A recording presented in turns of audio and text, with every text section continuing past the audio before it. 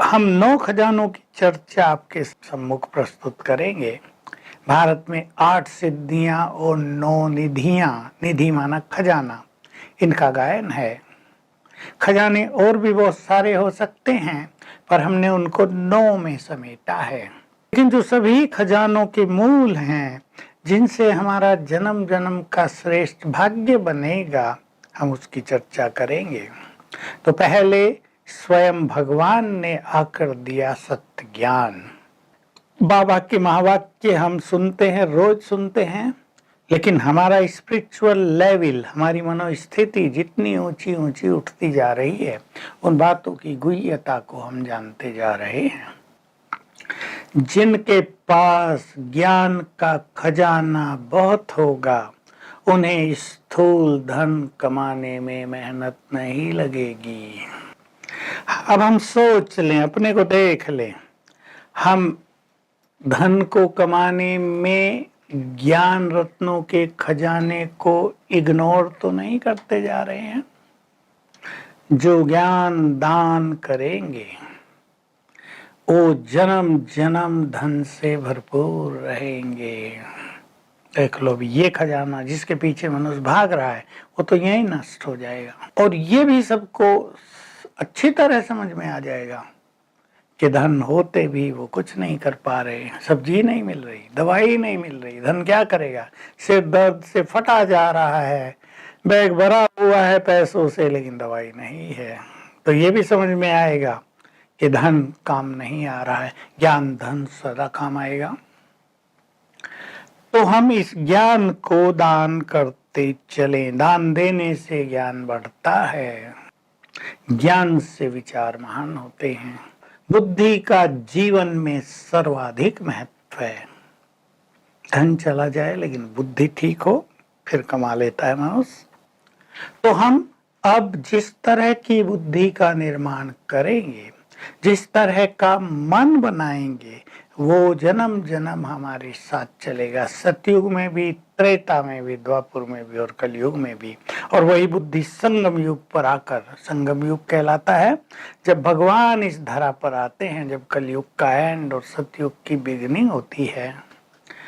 तो संगम युग पर आकर जब भगवान ज्ञान देंगे, तो वही बुद्धि जो कैपेबल है सब कुछ ग्रहण करने की, पुनः सब कुछ ग्रहण करने लगेगी। तो बुद्धि का ये सर्किल बहुत सुंदर हो जाएगा। दूसरा खजाना है हमारा गुणों का खजाना।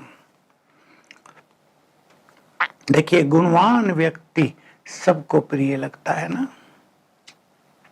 आपके घर में एक बहुत सुंदर व्यक्ति हो, लेकिन वो गुणवान न हो, लड़ाकू हो, चेहरा तो सुंदर है लेकिन वचन बहुत भद्दे हैं, तो आप सब जानते हैं कितना भी व्यक्ति सुंदर हो, किसी को प्रिय नहीं लगता। और गुणवान व्यक्ति आप देख सकते हैं, वो फिजिकली बहुत सुंदर नहीं है, अट्रैक्टिव नहीं है, फिजिकली उनकी पर्सनालिटी बहुत अट्रैक्टिव नहीं है, लेकिन वो गुणवान बहुत है, मुस्कुराते हैं, बात करते हैं तो रॉयल्टी नजर आती है। दूसरों पे कोई कष्ट आ जाए तो उसको मदद करने पहुंच जाते हैं। ऐसा व्यक्ति सबको प्रिय लगे। तो हम सभी सद्गुणों से अपने को भरपूर करें। कौन कौन से सद्गुण हो हमारे पास? कुछ ऐसे मूल गुण हैं जिनको यदि हम धारण कर लेते हैं तो बहुत सारे सद्गुण उनके पीछे पीछे आने लगते हैं। जैसे उनमें से एक है निरहंकारिता। दूसरा गुण है हमारा बहुत सुंदर, सरलता, इजी नेचर, लाइटफुलनेस। सरलता से फ्लेक्सिबिलिटी आती है। देखो, खुशी आती है, हर चीज इजी होने लगती है, मनुष्य अपने को मोल्ड करने लगता है, वो दूसरे की बात को भी सम्मान देने लगता है। कितनी क्वालिटी एक इजी नेचर के कारण आ जाती हैं, इस पर हम ध्यान दें। तीसरी हमारी बहुत बड़ी क्वालिटी है सबके प्रति निर्मल प्रेम और सद्भावनाएं। बहुत बड़ी क्वालिटी है ये। सब धर्मों की आत्माओं के लिए, प्रकृति के लिए, जीव प्राणियों के लिए हम प्रेम पैदा करें। तो हम उन्हें कष्ट नहीं देंगे, उनकी हिंसा नहीं करेंगे, उनको अपना भोजन नहीं बनाएंगे, सद्भावना रखेंगे। इससे हमारा अपना जीवन बहुत सुखी होगा और हमारे व्यवहार से संसार को बहुत कुछ मिलने लगेगा।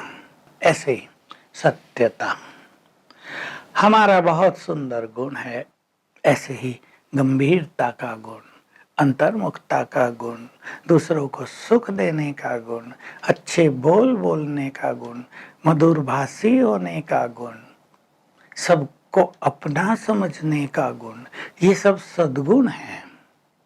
बहुत सबके साथ मिलजुल के रहने का गुण बहुत बड़ा गुण है। कई लोग बात बात में टकराते हैं, कई लोग बातों को खत्म करके मिलकर चलते हैं। हम सबको मिलाने वाले बन जाएं, हम घर को एक करने वाले हो जाएं, बिखेरने वाले नहीं, तोड़ने वाले नहीं। हम सबको फ्रेंड बनाने वाले बन जाएं, हम अपने मित्रों की संख्या बढ़ाएं, शत्रुओं की संख्या घटाते चलें, ये हमारा लक्ष्य हो जाए। जितने मित्र हमारे पास होंगे उतना ही समय आने पर हम सहज विघ्नों को पार कर लेंगे। कितनी भी कठिन परिस्थिति हो, हम सफलता के अधिकारी बन जाएंगे। तो हम सभी सद्गुणों से अपना श्रृंगार भी करें, ये हमारा बहुत बड़ा श्रृंगार है। ये सद्गुण सचमुच हमारी रियल प्रॉपर्टी है, हमारा रियल खजाना है। सद्गुणी व्यक्ति की ही महिमा होती है, जीते जी भी और जीवन के बाद भी वही सबके लिए आदर्श होते हैं। तो आइए हम ज्ञान के खजाने से और गुणों के खजाने से स्वयं को संपन्न करें।